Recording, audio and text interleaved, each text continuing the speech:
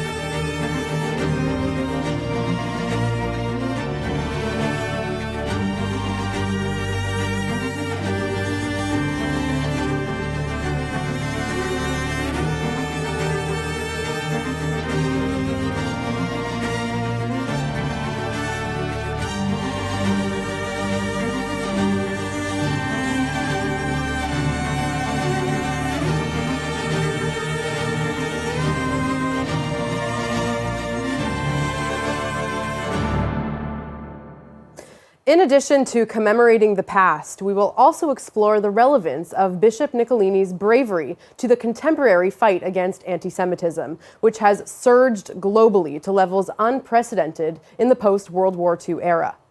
Bishop Nicolini and those who assisted him stand as shining examples for courage and for modern-day civic and religious leaders worldwide to emulate when confronting Jew hatred and other forms of prejudice. Now, before we begin, we would like to take a moment to acknowledge our valued co-sponsors who made this forum possible and share a proven commitment to commemorating the past and building a better future. Now, to get us started, I'm honored to introduce famed human rights activist and former prisoner of Zion, Natan Sharansky, who currently serves as chairman of the Combat Antisemitism Movement Advisory Board. Mr. Sharansky, welcome. Dear friends, millions of Jews were killed by Nazis during the years of Holocaust. And unfortunately, while implementing this diabolic plan of eliminating all the Jews, Nazis were sometimes getting assistance from the local population.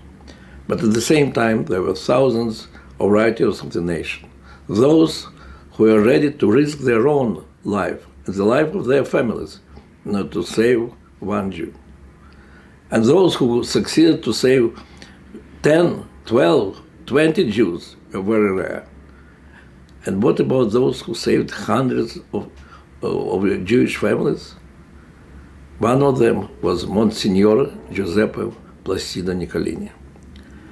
The local bishop created Assisi Network in the town of Assisi, through which hundreds of Jews could escape and save their lives. Dear friends, today we see more and more bridges between Catholic Church and Jewish civic and religious activists. I have to say I have my own experience. While being in Soviet prison in Gulag, I discovered that my closest friends, comrades in arms, can be Christians with whom you fight together and pray together. We are fighting together against dictatorship and pray together because we both believe that every person is created in the image of God, what means he created to be free.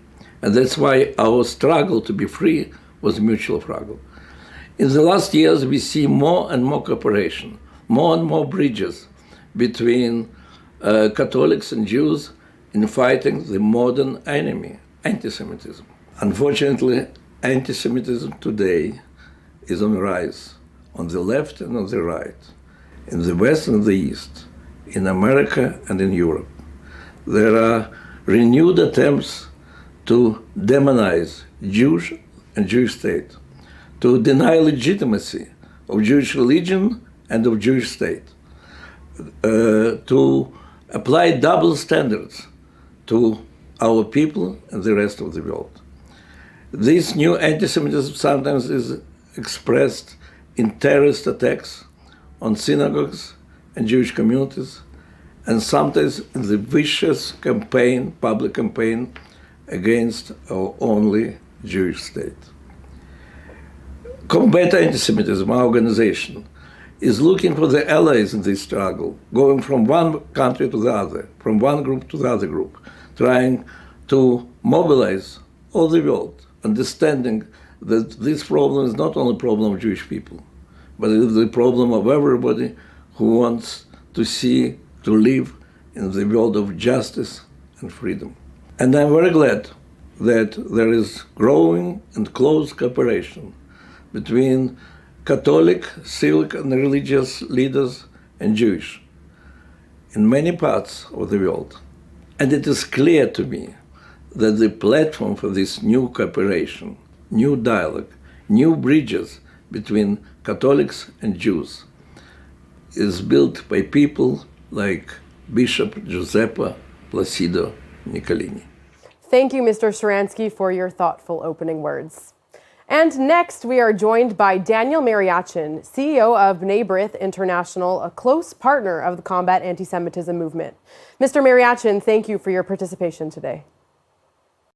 It's a privilege for me to be able to partner with CAM in honoring the courageous acts of rescue carried out by Monsignor Giuseppe Placido Nicolini, who saved more than 200 Jews from near certain death in what became known as the Assisi Network. I'm honored as well to join in this program with such a distinguished list of rabbinical figures, religious leaders, and scholars. Providing both shelter and safe passage to Italian Jews, the Assisi Network accomplished its acts of chesed, or kindness, under the most difficult conditions. Those who assisted Jews under the Nazi occupation of Italy did so under the penalty of death, and yet Bishop Nicolini demonstrated in his higher calling a compassion for his fellow human beings that resonates today, nearly 8 decades after the Holocaust. Other Italian citizens also acted bravely. Yad Vashem, the World Holocaust Remembrance Center, has recognized the deeds of over 500 righteous Italian Gentiles. And our own B'nai B'rith World Center in Jerusalem has recognized 12 Italian Jews who saved many of their own faith.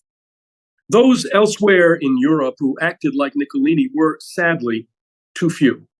Most simply looked away. Many collaborated with the Nazis in carrying out their policy of extermination of European Jewry.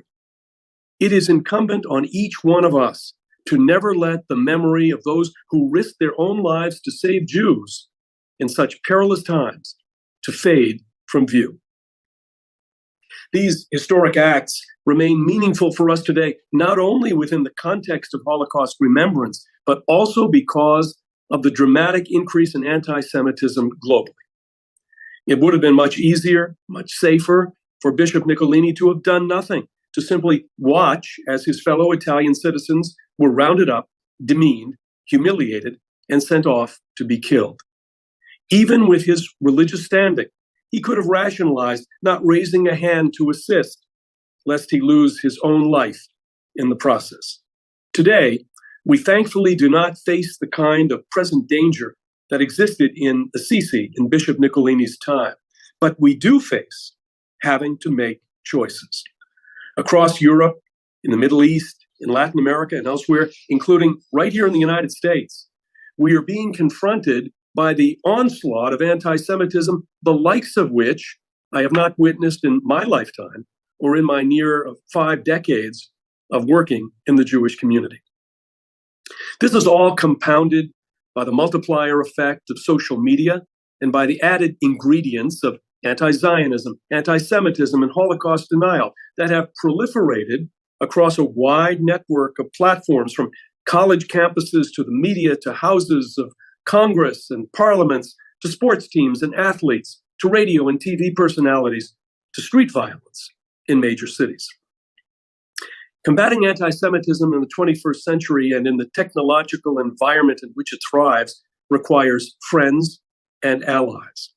That is perhaps the most important message, the most precious legacy left behind by Bishop Nicolini and the Assisi Network. In actual numbers, the global Jewish community is small. We work assiduously to confront the threats directed against us on a daily basis. But the task is that much more daunting when we do so without the help of those outside our community who, impelled by the virtues of justice and chesed, speak out and proactively push back against Jew hatred wherever and whenever it occurs. At this important gathering, we'll be honoring the selfless and courageous acts of Bishop Nicolini and all those who, in a world of chaos and upheaval, at a moment of targeting one people with extermination, stood as pillars of righteousness. People often speak of learning the lessons from the past, but somehow many lose that thread and compound the mistakes and tragedies of the past by not remembering. At this moment in time, let's also recognize and honor those who follow today in Bishop Nicolini's supreme example, who see before them the hatred and intolerance that manifests itself today before our very eyes, and who work tirelessly with us to combat it. Again, I want to express my appreciation to CAM for organizing this timely and inspiring program. Thank you. Thank you, Mr. Mariachin, for highlighting the importance of Holocaust remembrance and education.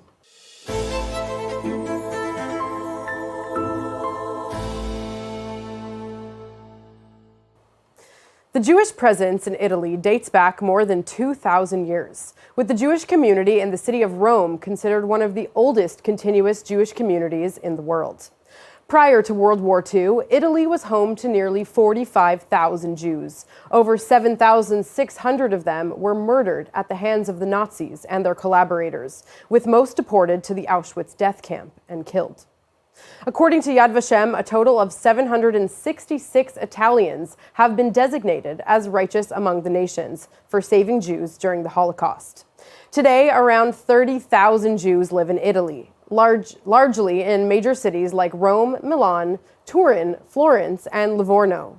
To tell us more about the Italian Jewish perspective, we are honored to have with us today Naomi Di Seni, president of the Union of Italian Jewish Communities. Ms. Di Seni, welcome. Thank you to CAM for the opportunity offered to the Union of Jewish Communities in Italy to be part of this important gathering and event, for dedicating this moment to Bishop of Assisi, Monsignor Giuseppe Placido Nicolini, who will be recognized in his role for saving 200 Italian Jews during the Holocaust. So our engagement as Union of Jewish Communities in Italy and attention to the memory of the Shoah is a very challenging and important one.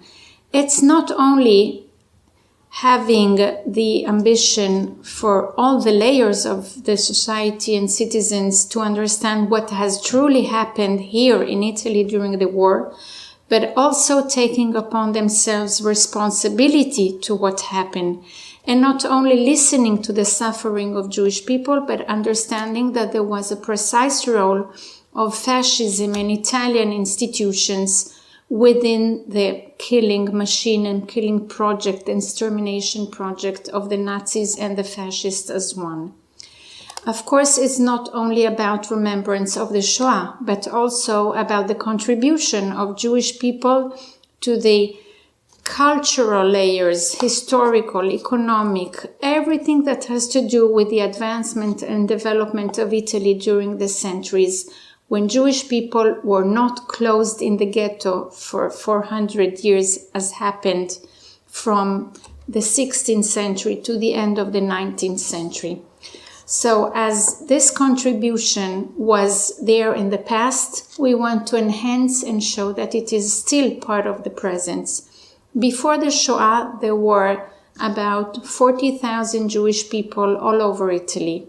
Of course, the Shoah has reduced the communities into tiny, tiny, small centers of existence. But together, and with the help of many people, and also the soldiers that arrived from Palestine, then it was Palestine, Israel, of the brigade, we managed to relaunch our community and get again life in our communities. There are today 21 communities. As president of the Union of Jewish Community, my personal engagement is to highlight that Jewish people do not only ask to be defended and recognized, but try to contribute as much as possible with the religious values to civil society. And this must be done also with other religions, and of course, most importantly, with the church. Of course, the relationship with the church after so many centuries of anti-Judaism and persecution is a very thorny and very difficult one.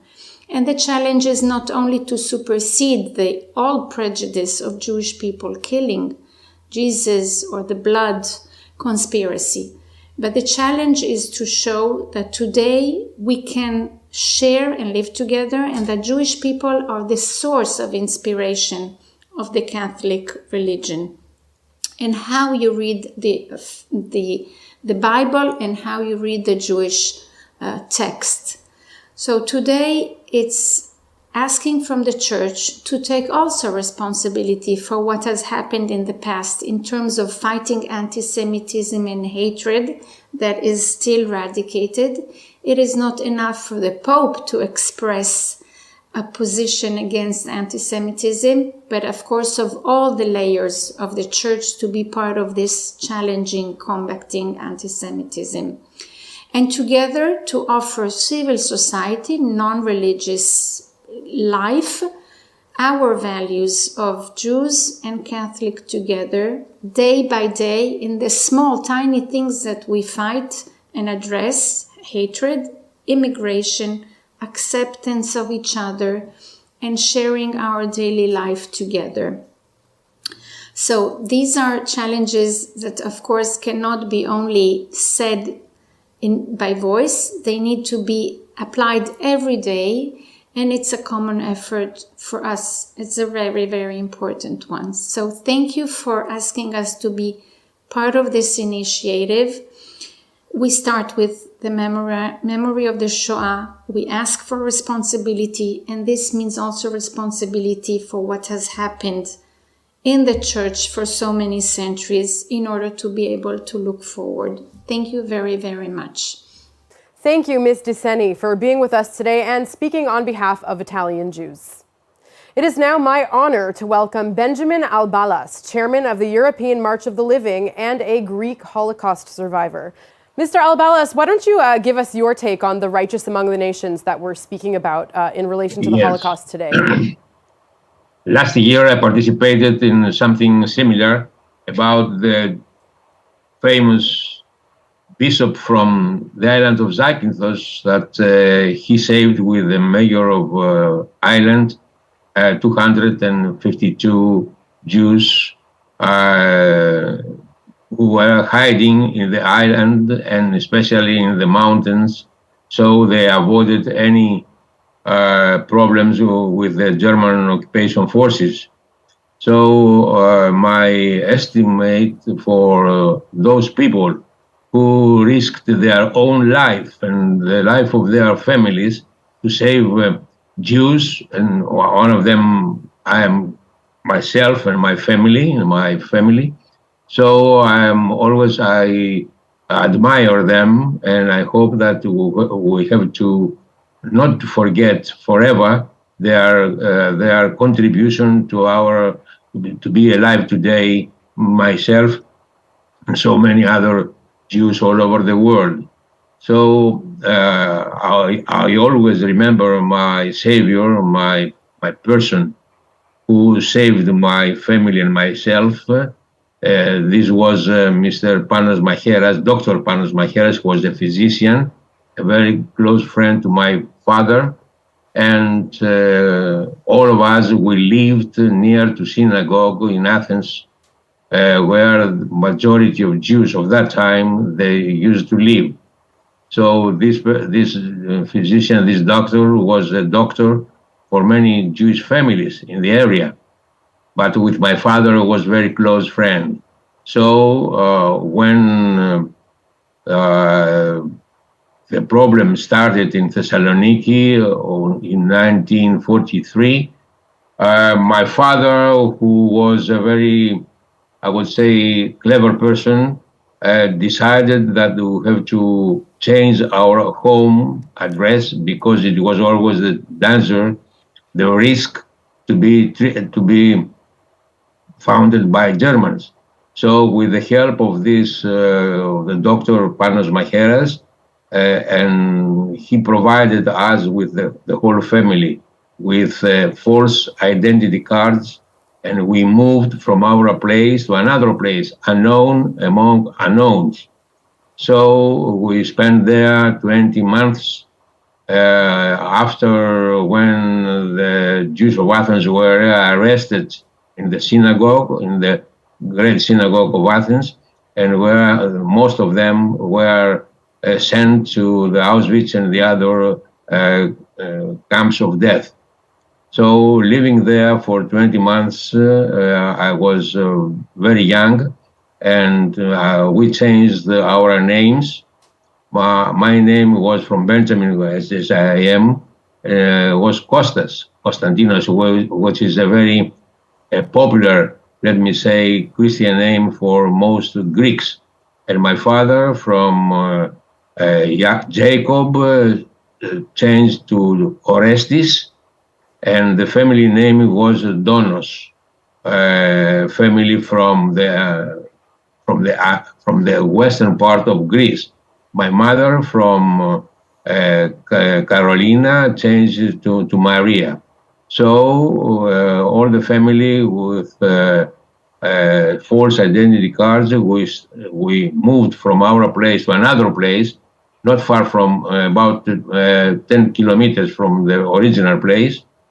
And we stayed there in a rented house, always with the help and the security measures from the doctor.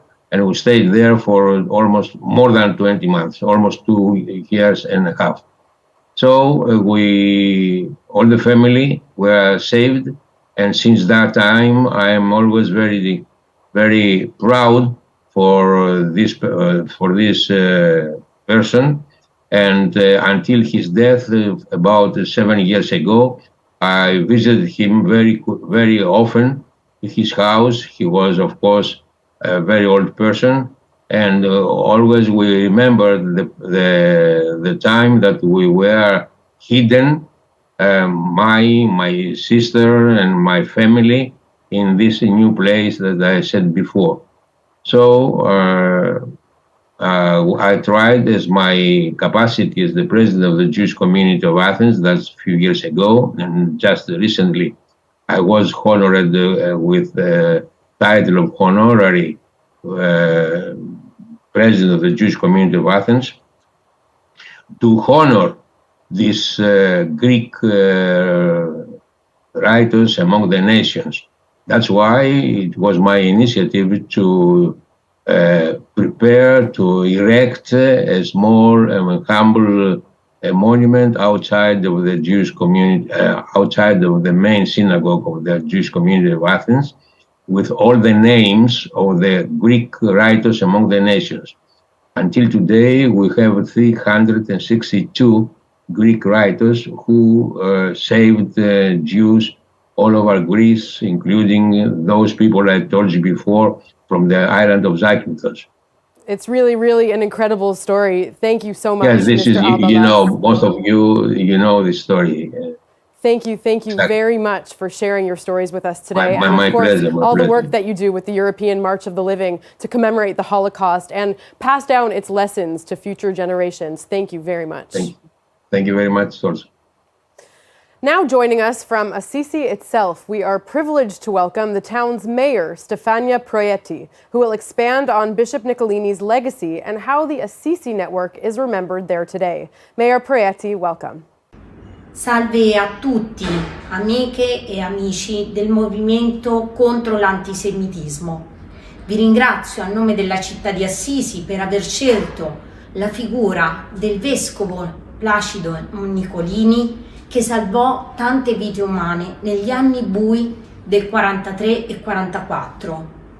Questo ha consentito alla nostra città di essere onorata dalla medaglia al merito civile nel 2004 tramite il Presidente della Repubblica, ma molto più ci consente ogni anno, anche grazie alle iniziative del Comune di Assisi e del Museo della Memoria, di ricordare che nel buio di quegli anni di odio cieco e di uccisione tra fratelli ci furono delle luci che si accesero per mezzo di uomini e donne, religiose e religiosi, ma anche di persone che lavoravano per il comune, di tipografi, di ciclisti. Ricordiamo il grande Gino Bartali. Queste luci si accesero e permisero la salvezza di tante persone. Una pagina di storia che nell'orrore ci dà speranza, come ci danno speranza tutte le figure dei giusti tra le nazioni. Monsignor Placido Nicolini vive per sempre anche nel giardino dello Yad Vashem, come i giusti che ad Assisi salvarono tante persone in difficoltà e si posero dalla parte giusta della storia, dalla parte degli umili e degli oppressi.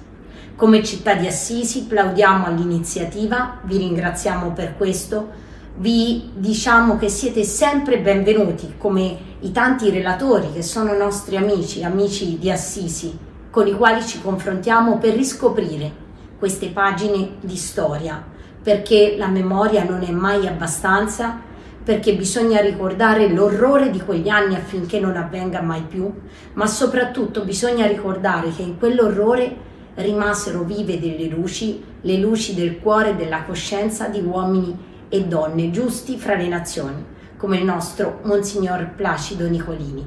Grazie a tutti, un caro saluto dalla nostra città di Assisi. Thank you, Mayor Proietti, for being with us today on this special day. Now, staying in Assisi, let's now say hello to Marina Rosati, founder and director of the Assisi Diocesan Museum. Ms. Rosati, it is a pleasure to have you with us today. Hello, authorities. It's a pleasure for me to be with you, and I thank the Combat Antisemitism movement for this invitation. I'm here in the basement of the bishop residence where Monsignor Giuseppe Placido Nicolini hidden and saved the Jewish. And he created a network with other persons to help the refugees.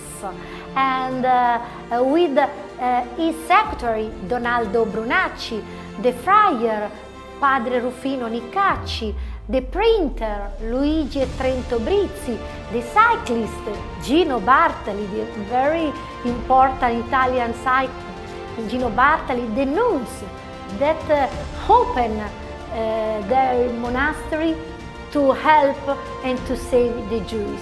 And all this network, all this underground organization saved about 300 Jews. And but now I want to show you a special place of this basement.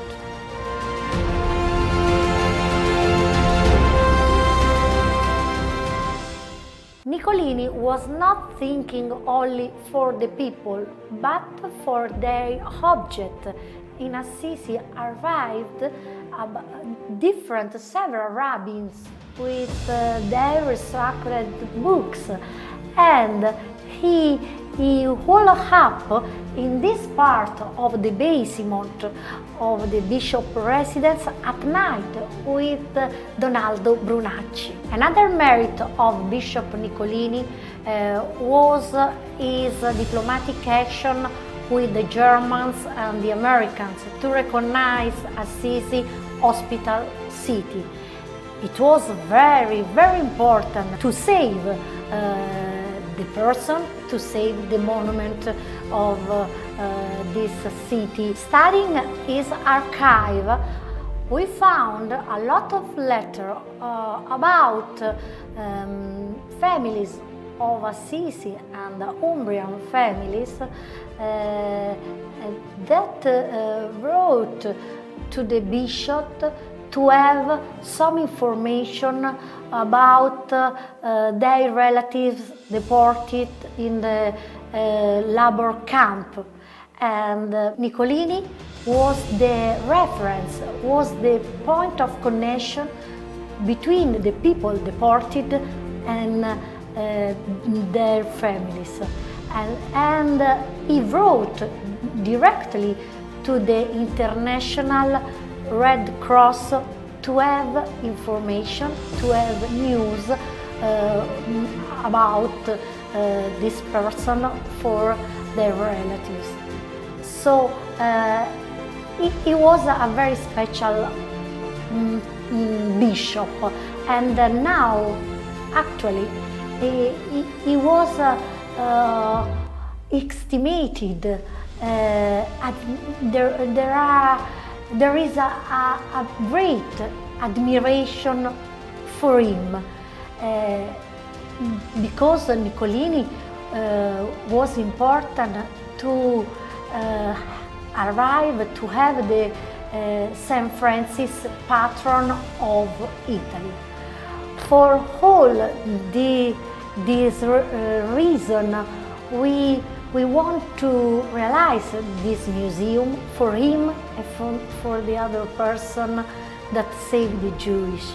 So I invite you to come here, to come to the museum. All the museum is in English and in Italian, to come to the house of Monsignor Nicolini. And so you can feel the pathos of the great humanity that he left us. Thank you so much. Thank you, Ms. Rosati, for sharing your insights with us on this fascinating chapter of history. Next, we have the honor of being joined by Anna Cividali, a descendant of Jews who survived the Holocaust, thanks to the Assisi Network. Ms. Cividali, please go ahead. Il mio nome è Anna Cividali. Sono nata nell'agosto del 1938 e quindi proprio all'inizio di tutti i problemi che hanno incontrato gli ebrei in quegli anni. Mio padre è stato ingegnere, è stato licenziato, poi ci siamo così, c'erano problemi finanziari, poi siamo andati a vivere a Ferrara 2 anni perché il fratello della mia mamma, che era ferrarese, è stato internato per questioni politiche, e poi siamo andati in campagna da noi, nella campagna toscana, dove stavamo molto bene. È chiaro quello che è successo dopo l'8 settembre, e che eravamo in pericolo, eravamo tutti in pericolo e all'inizio poi nessuno sapeva che eravamo ebrei, ma dopo un po' la voce si è sparsa e il fattore della campagna ci ha invitati ad andare a casa sua e siamo stati ospitati da lui e dai suoi genitori a San Miniato Basso, nella casa della sua famiglia, noi 3 bambine. Nel frattempo la mia mamma era molto ammalata, era in ospedale, mio padre stava con lui e quindi siamo andati avanti così per alcuni mesi. Fra una cosa e l'altra siamo andati avanti fino ai primi di marzo. È chiaro che il Dani e i suoi genitori hanno rischiato nel nasconderci perché era più che proibito, insomma. E poi il Dani ci ha aiutato a trovare il passaggio in Svizzera. Siamo scappati, quindi noi siamo scappati in Svizzera, il passaggio della frontiera è l'8 marzo, eravamo partiti 2 o 3 giorni prima siamo stati a Milano in un albergo Stamberga e poi dovevamo passare per nave sul lago, attraversare il lago e invece abbiamo fatto questo passaggio fra le montagne. Io avevo poco più di 5 anni e il passaggio, quella notte, il passaggio della montagna per arrivare in Svizzera, veramente il mio primo vero ricordo. Poi ci sono stati tutti i mesi in Svizzera in cui noi siamo stati suddivisi prima in alcuni campi di raccolta, poi io sono stata data per 6 mesi in affido a dei contadini nella Valmaggia, della gente molto molto primitiva. Nello stesso paese, per fortuna, era stata data in affido anche una delle mie sorelle e quindi eravamo almeno vicine, ci incontravamo, stavamo spesso insieme. Credo che siano stati dei mesi molto duri perché eravamo molto sole. Io ho avuto l'appoggio appunto di mia sorella Carla. Poi dopo le cose sono andate un po' meglio, siamo riusciti a ottenere quella che si chiamava la liberazione, cioè abbiamo potuto dimostrare che avevamo abbastanza soldi per mantenerci e allora siamo stati liberati e noi 3 ragazze siamo state in un collegio in Svizzera, lì era molto meglio, era piacevole, eravamo lontani dai genitori, ma insomma è stato piacevole. Il 25 luglio siamo tornati in Italia.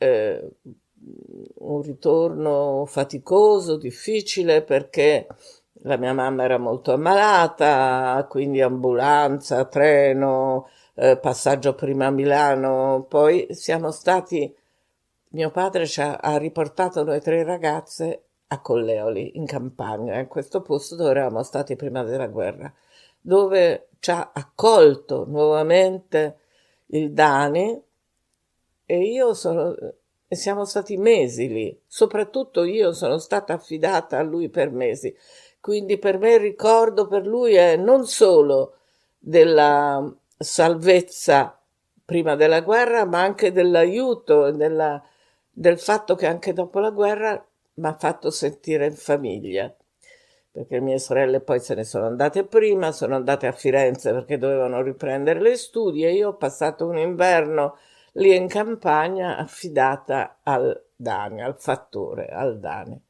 Quindi il mio ricordo è molto forte nei suoi confronti. Mio padre gli chiese se voleva in qualche modo, chiese al Dani se voleva in qualche modo essere riconosciuto, ma sul momento lui disse di no, che quello che aveva fatto l'aveva fatto perché doveva farlo. Invece molti anni dopo abbiamo siccome abbiamo mantenuto i rapporti con tutti, con i suoi figli, molti anni dopo, un anno fa, i figli ci hanno, con il consenso e l'aiuto dei figli, un anno fa è stato riconosciuto il Dani ai suoi genitori giusto fra le nazioni. Se riesce a riprenderlo, c'è l'attestato che hanno dato.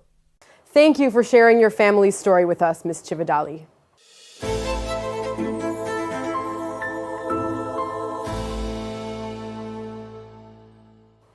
I now have the privilege of introducing our keynote speaker today, Archbishop Adolfo Tito Iliana, Apostolic Nuncio to Israel and Cyprus. Born in the Philippines, Archbishop Iliana was ordained as priest in 1972 and was incardinated in the Archdiocese of Cáceres. He holds a doctorate in civil and church law and has served in positions in more than 10 countries across the globe since entering the diplomatic service of the Holy See nearly 4 decades ago. Archbishop Iliana was appointed by His Holiness Pope Francis in June 2021 as Apostolic Nuncio to Israel and Cyprus and Apostolic Delegate to Jerusalem and Palestine. Archbishop Iliana, welcome. It is such an honor to have you with us today.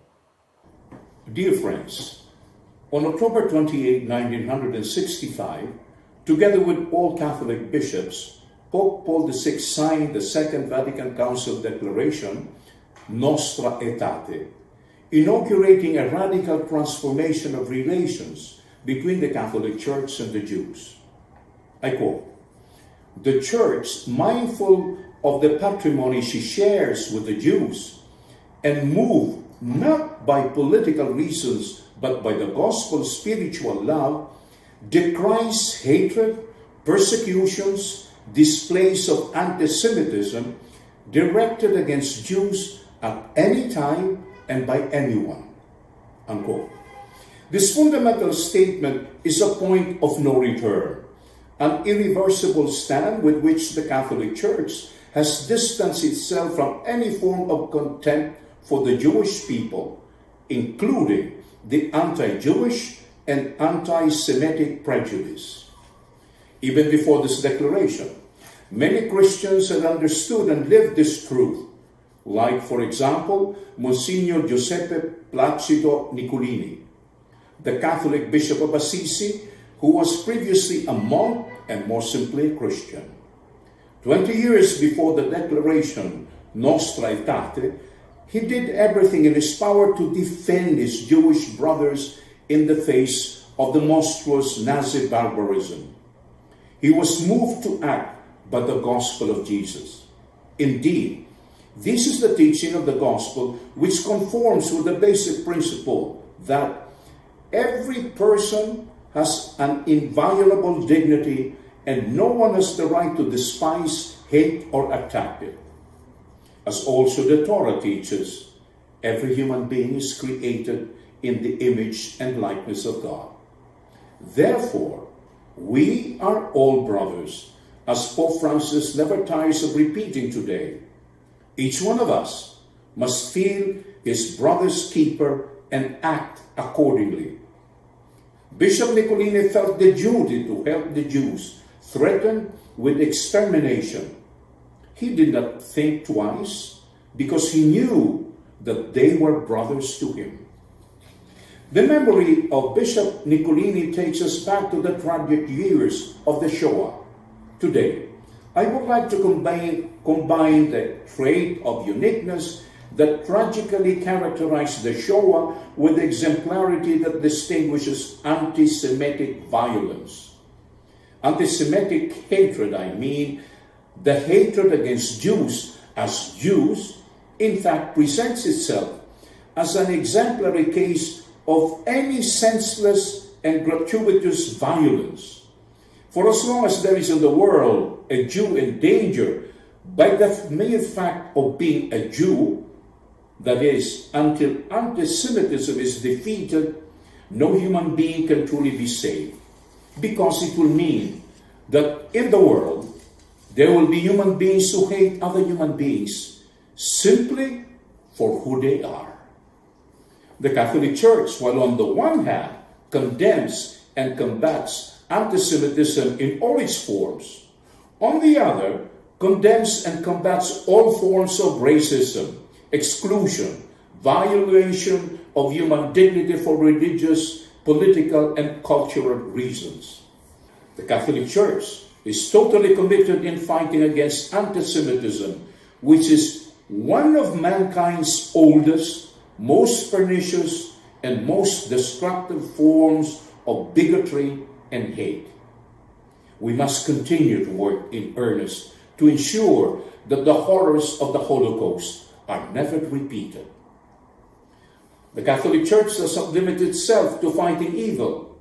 The Catholic Church is proactively committed to promoting and building peace and fraternity among all peoples. In fact, Bishop Nicolini, more than by words, acted concretely in favor of many Jews. To build a better future, we must not only fight against anti-Semitism, but also plant the seeds of good. We want to not only remember the horrors of the past, but also to praise the good that has been done. It is beautiful and necessary to recognize that in every generation there are righteous. They are those who have done everything they could, like Monsignor Nicolini. Despite the bishop's office, he remained a humble man who did good with simplicity. He could not have acted otherwise, because these men, these women, these persecuted children, even if unknown to him, were his brothers, they were his sisters. Pope Francis, in his encyclical Fratelli Tutti, wrote, and I quote, "Equality is not achieved by an abstract proclamation that all men and women are equal. Instead, it is the result of the conscious and careful cultivation of fraternity," unquote. I'm indeed happy to participate in these celebrations in memory of Bishop Nicolini, because honoring his person is a concrete gesture that teaches us to cultivate universal fraternity. He is an example for all of us today, because he teaches us to attain moral stature that allows us to look beyond ourselves and the group to which we belong, unquote, as the encyclical of Pope Francis teaches. And I quote again Pope Francis, "The same attitude is demanded if we are to recognize the rights of all people, even those born beyond our own borders," unquote. I would dare add, not only those who live far away from us, but all those who may be different from us in our beliefs, in our culture, in our origins, even in our views of life. Dear friends, also in the name of Pope Francis, I therefore invite you to seek peace and fraternity with everyone, with every single person. The malignant root of anti-Semitism will only be eradicated when there are no longer anywhere people who are discriminated against, excluded, separated by a ghetto wall, or treated as second-rate human beings. We will truly be at peace only when we, all, everyone, can say these words: "We, brothers, together." There is a time to plant, a time to uproot, a time to kill and a time to heal, a time to tear down and a time to build, says the wise men of Holy Scriptures. This is the time to plant, to heal, to build. So together, fraternally, everyone, without exception. I thank you. Thank you, Archbishop Iliana. Your presence here today is a testament to the close Catholic-Jewish bonds that have developed over the years, which we hope will continue to be nurtured moving forward.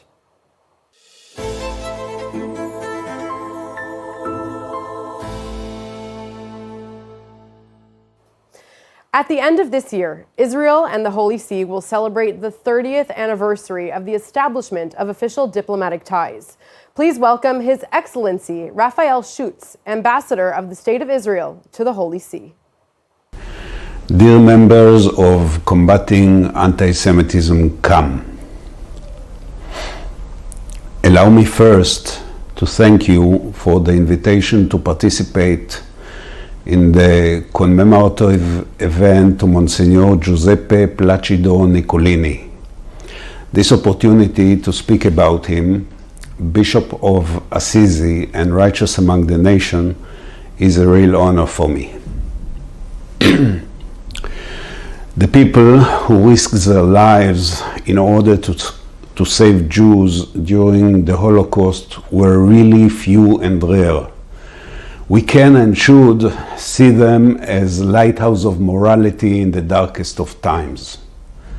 Let's avoid any attempt to take the moral high ground by misjudging others.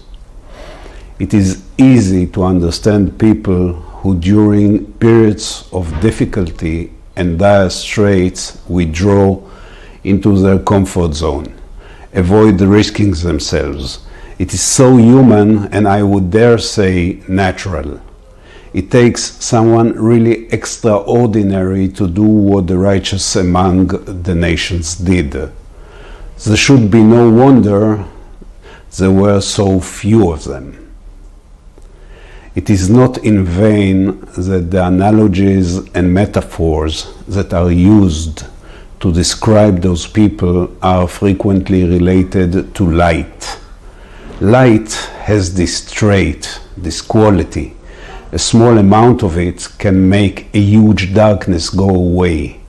This is exactly what Monsignor Nicolini and his peers did. This was true during the Second World War, but the lesson of moral courage and leadership is as relevant today as it was in the past. Monsignor Nicolini should be remembered also in the context of the Catholic perception of Judaism and the Jews. The tectonic change that was manifested by the Nostra Aetate Declaration in 1965 was the fruit of the understanding that after the Holocaust, such a change was not only needed but morally mandatory.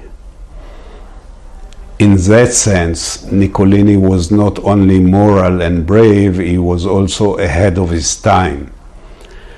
The fact he was a man of Assisi, the birthplace of St. Francis, whose legacy inspired the current Pope to the extent he chose his name, only adds a symbolic dimension to Nicolini's figure. 80 years ago, my people were victims of a genocide that was planned in cold blood by one of the allegedly most enlightened and modern societies of that time. It was executed systematically using advanced technology. Remembering it today becomes important not only because the living surviving witnesses are disappearing, but also since the technological revolution of know-how and connectivity made it easier to spread all sorts of lies and fake data at the service of Holocaust denial, relativism, and increasing anti-Semitism. My comments come not only as the ambassador of Israel to the Holy See, as an Israeli and as a Jew, but not less as a son and grandson of German Jews. My grandparents escaped before the war, taking their children, my parents, with them, but other members of my family were tragically complacent and ended their lives in concentration camps. In a way, the debt that we all have to Monsignor Nicolini and others is not only national but also personal. This is why my participation in this commemoration is so important for me, so thanks again for letting me do it. Thank you. Thank you, Ambassador Schutz, for your remarks on the important ties between the State of Israel and the Holy See. Now let's go to Washington, D.C., where we're joined by Archbishop Christophe Pierre, who has served as Apostolic Nuncio to the United States since 2016. Archbishop Pierre, welcome. It is such an honor to have you with us today. Your Excellencies, esteemed fellow guests and speakers, fellow participants, dear brothers and sisters, I am grateful to Sacha Reutemann Bratois and the Combat Antisemitism movement for inviting me to participate in this digital reception celebrating the heroic contributions of the Bishop Giuseppe Placido Nicolini to the just cause of saving Jewish lives during the Holocaust. Like the Jewish people, the Catholic Church has a treasured tradition of honoring those members of the faithful throughout the ages who have given themselves in love for their brothers and sisters. They have given themselves because they recognize that the ones in need are fellow children of the same God. As we have already seen and heard during this program, Bishop Nicolini led his priests and the people of Assisi welcome the Jewish people into their homes, convents, and monasteries. How fitting it was to do this in the hometown of St. Francis, who always looked at others as his brothers and sisters. In the encyclical letter Fratelli Tutti, Pope Francis has written, I quote, "In his simple and direct way, St. Francis expressed the essence of the fraternal openness that allows us to acknowledge, appreciate, and love each person, regardless of physical proximity, regardless of where he or she was born or lives." Father Aldo Brunacci, one of Bishop Nicolini's priests, who served as the head of Assisi Network, remarked after World War II, "Jews and Christians venerate the same book, the Bible, whose opening chapter reminds us that we were created in God's image and likeness. God is our Father, and we are all brothers and sisters. This is the truth that we honor today, and the truth that we must continue to defend, especially as hatred against Jewish people continues. There is, in the heart of Christians, a deep honor and respect for the men and women who formed the religious family into which Jesus was born, and who are, therefore, our spiritual mothers and fathers. While it is a grace and a gift to celebrate this family unity, this shared love which comes from the one same God, we also need the grace that Pope Francis asked for when he visited the Yad Vashem Memorial in Jerusalem some years ago. Grant us the grace to be ashamed of what we men have done, to be ashamed of this massive idolatry, of having despised and destroyed our own flesh, which you formed from the earth, to which you gave life with your own breath of life. Never again, Lord, never again.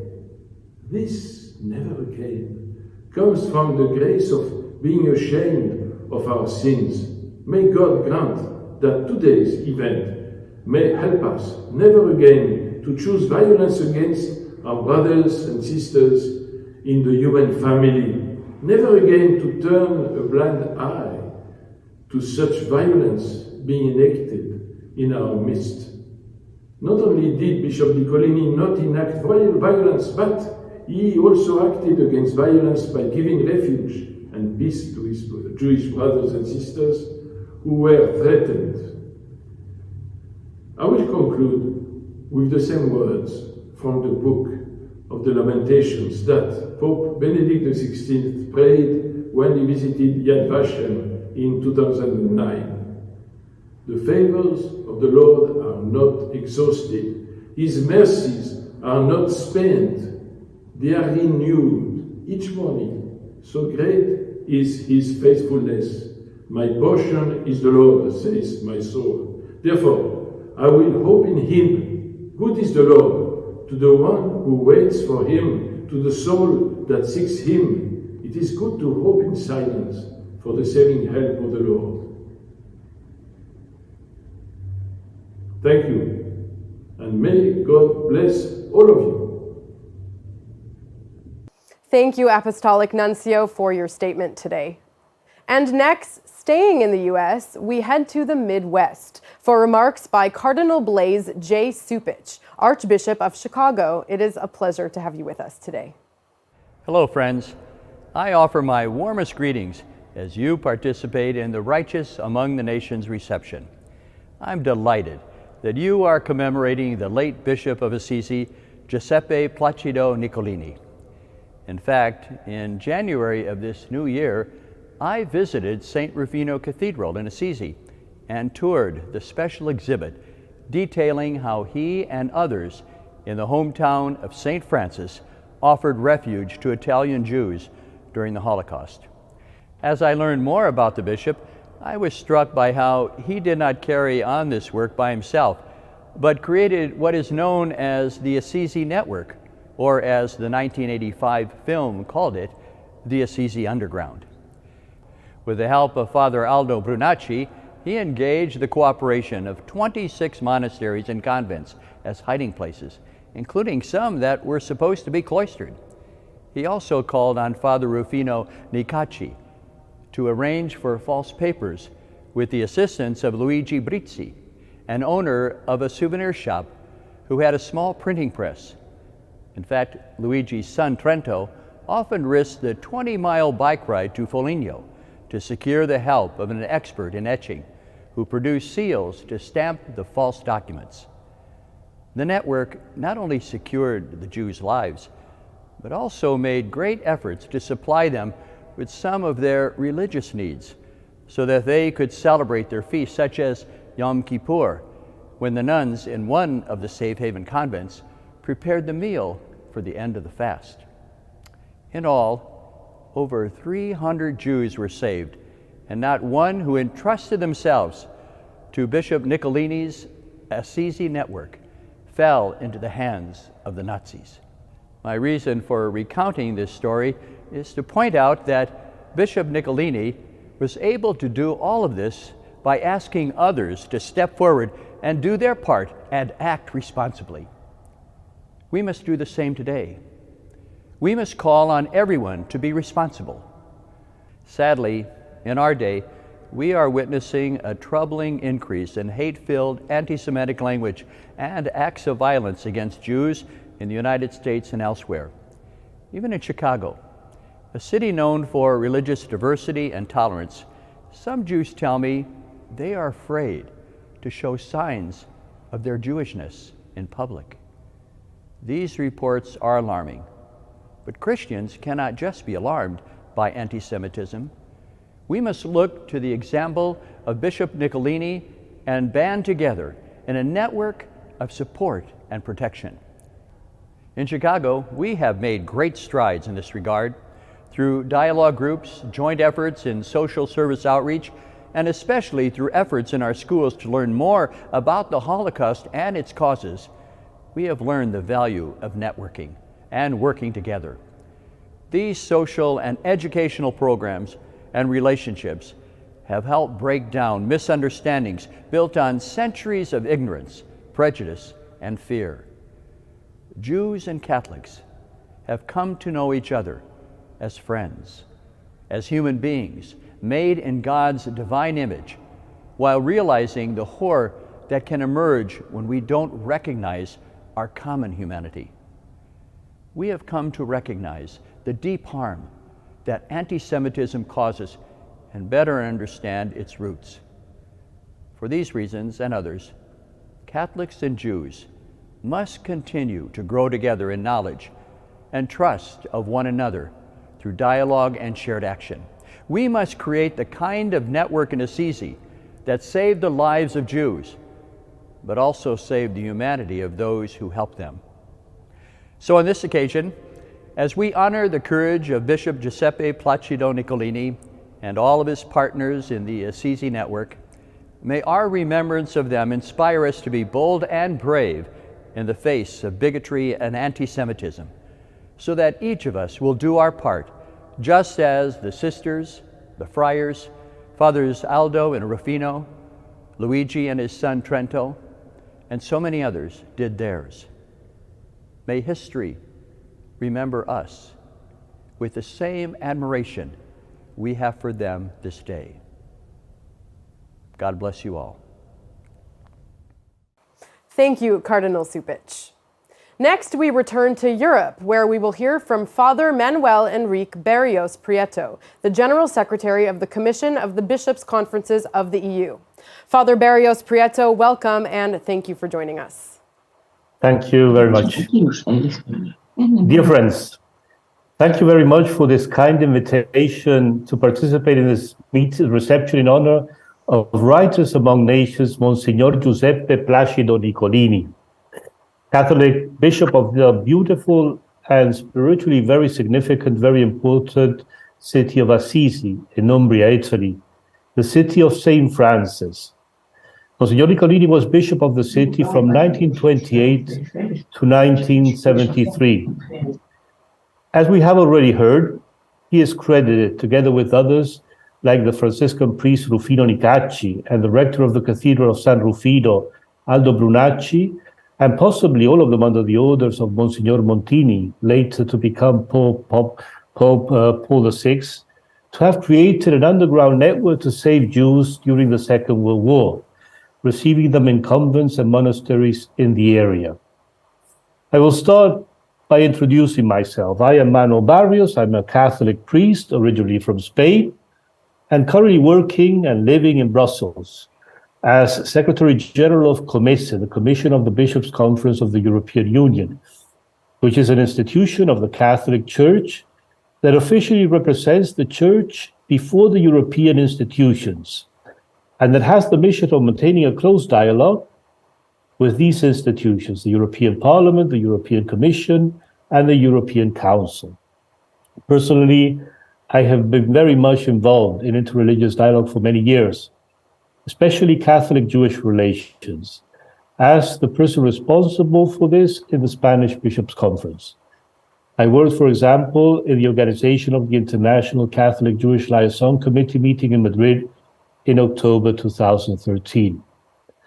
As one of the messages I want to give for the event today, in which we honor a Catholic bishop who decided to choose, as has been said, the heroic path in those days of protecting Jews under Nazi occupation. One of the messages I would like to give is how important it is for the Church in Europe to remove whatever ground there may be for hatred against Jews in its teachings and practices. I think the Catholic Church has done already a lot in this since the Second Vatican Council and the document Nostra Aetate that was already mentioned. But possibly some things still remain to be done to get rid totally of whatever may give a ground for anti-Jewish attitudes in Christian faithful. For example, I am thinking with regard to certain popular traditions still related today to blood libels, to this myth of blood libels. Nevertheless, I would say that since the Second Vatican Council, anti-Semitism is very marginal in the Catholic Church and the Christian faithful, even at the grassroots roots. So I think we have to always keep a watch on this and be very careful with whatever might give ground to it. I think the basic teaching of the Church that anti-Semitism is incompatible, totally incompatible with Christian faith, is held by the majority of Christians today, and they behave accordingly, though exceptions might always exist. And I think these exceptions are mainly due to psychological problems. From a theological point of view, we know that there is a very intimate, profound, unbreakable, and I would say, mysterious relation between the Church and the Jewish people and their destiny.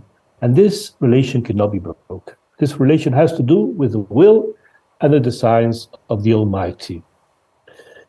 What can be interesting for us today, based on the example of Monsignor Giuseppe Placido Nicolini and others, is to address the issue of how to fight this rise of anti-Semitism that we see in our world today.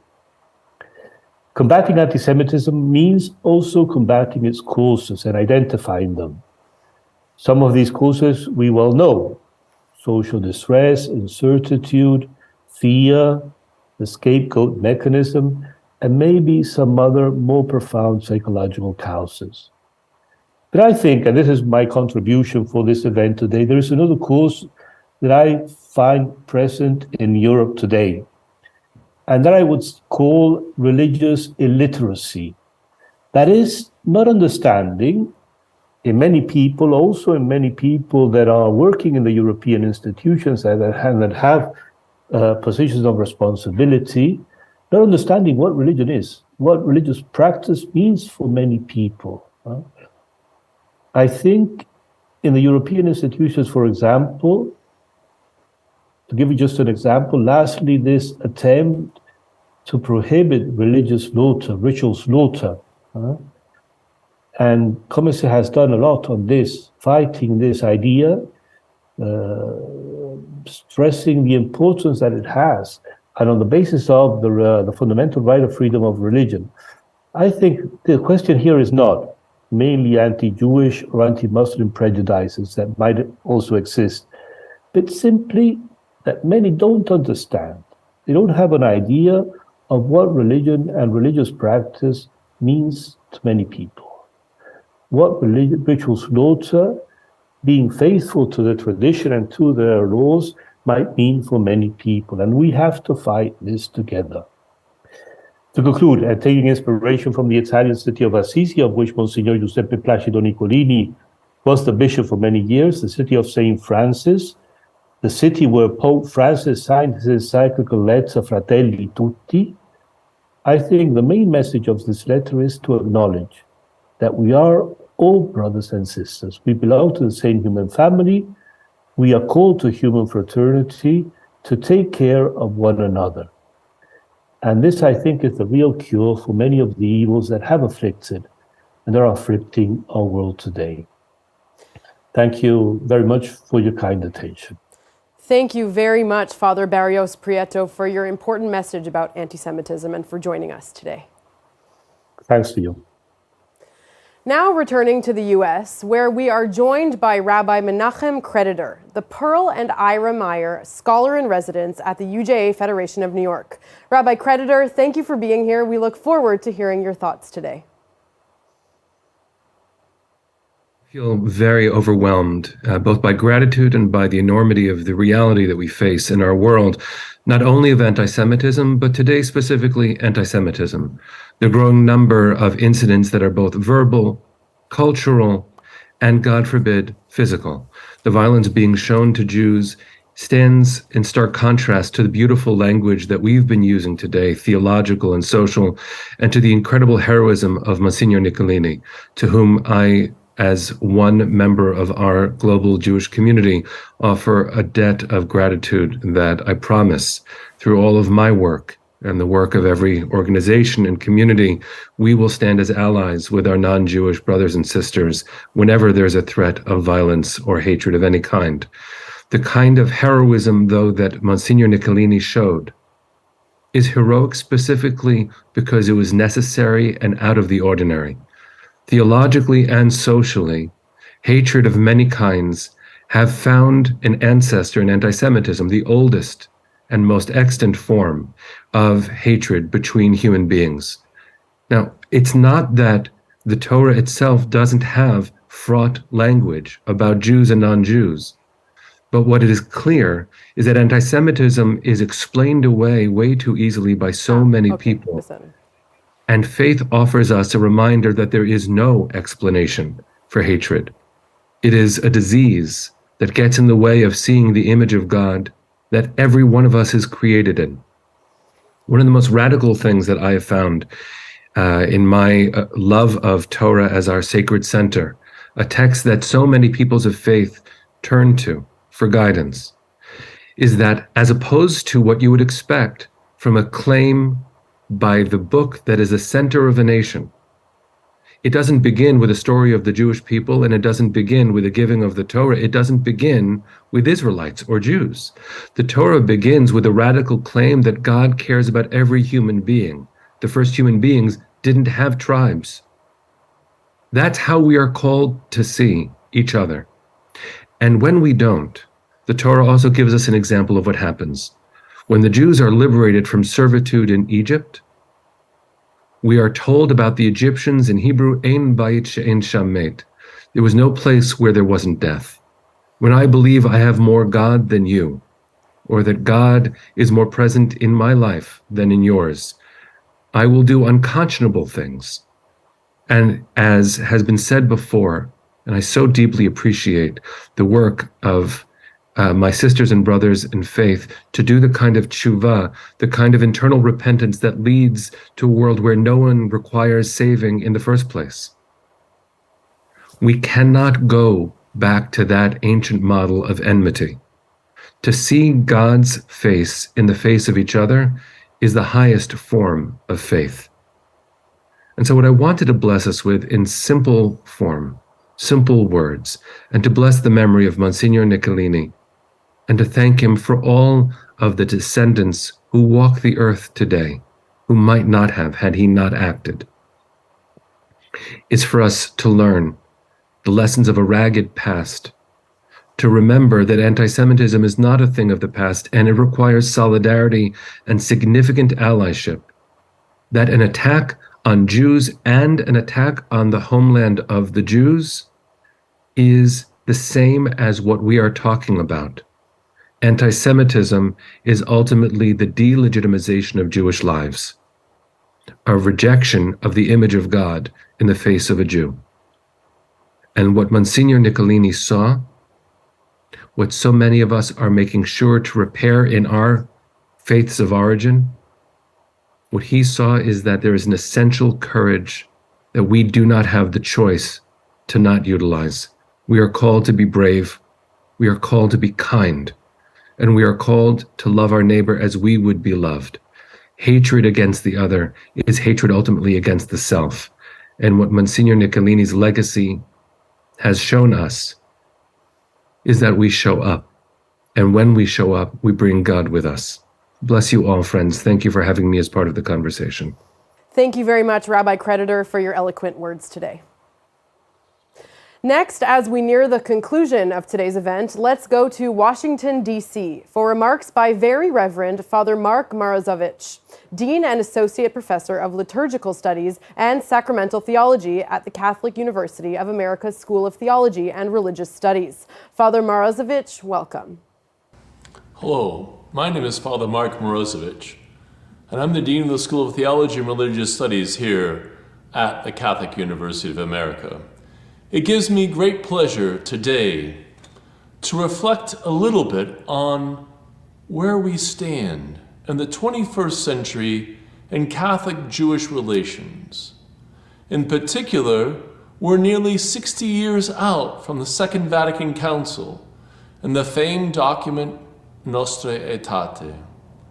We have made great strides. Our communities have come together. We have striven to understand and to see one another as beloved children of God, people following the Abrahamic faith that are sojourning together in our world as we strive to follow the will of God, to reach out to Him and to bring about His will in our lives. Today, in 2023, we're called to return to that great witness that we've been celebrating of this great Bishop of Assisi. To remember that it is in the caring for one another, in the day-to-day, that we find our true blessedness. It's caring for others in need. It's reaching out and meeting one another on a human level. I wish I could say that we've conquered anti-Semitism in our country, as we know that this continues to be a threat to people of goodwill, a threat to people who have tried to understand who God is, to live in His love and to share that love with others. So, my brothers and sisters, today I ask you to join with me, to work anew, to pledge anew, so that we as members of the Abrahamic faith may truly see one another as brothers and sisters, that we may strive to work to stamp out all bigotry and hatred. Today at the Catholic University of America, we are taking steps in this regard. We continue to strive to engage our youngest people. We've hosted Ambassador Zio Nevroni, the former ambassador from Israel to the Holy See, for the past over 5 years. And what a great honor that he's been able to teach here, to work with our students, to build the next generation of leaders. So let us strive to educate, let us strive to present experiences where our young people can grow to combat anti-Semitism in all its insidious forms. It just takes a step. It takes a commitment. It takes a little bit. But I'm sure that you and I together can work together to stamp out this terrible plague. So, as the Dean of the School of Theology and Religious Studies, I pledge to you our continued work, and I ask you to join me in this work to stamp out anti-Semitism and to bring about a new tomorrow through education, through collaboration, and through meeting our brothers and sisters in their need and letting them know that we love one another and we love each of them. Thank you, and God bless you. Thank you, Father Morozovich. Now, with our program coming to an end, I'd like to invite Catherine Schkopp, Partnerships and Diplomatic Relationships Manager at the Combat Anti-Semitism Movement, to deliver closing remarks on what we experienced here today. Catherine, welcome. On behalf of the Combat Anti-Semitism Movement, we would like to thank all of our speakers and our viewing audience for joining us today for this digital event in honor of Righteous Among the Nations, the late Bishop of Assisi, Giuseppe Placido Nicolini. In 2023, we stand at a unique point in history. Only a few generations from one of the most abominable genocides known to humankind, meant to eradicate and erase the Jewish people from the face of the earth, and only a short time away from when we will no longer have Holocaust survivors to testify to the horrors that they not only witnessed, but unjustly endured. We commend the efforts of the Catholic Church and the Catholic faithful since the mid-20th century to build bridges with the Jewish people, recognizing the importance of the 1965 Nostra Aetate as the foundation for contemporary Catholic-Jewish relations. From the inspirational steps taken by Saint Pope John Paul II's meeting with the chief rabbi of Rome in 1986, to His Holiness Pope Francis's most recent statement decrying anti-Semitism. The opportunity for Catholics and Jews at all levels of leadership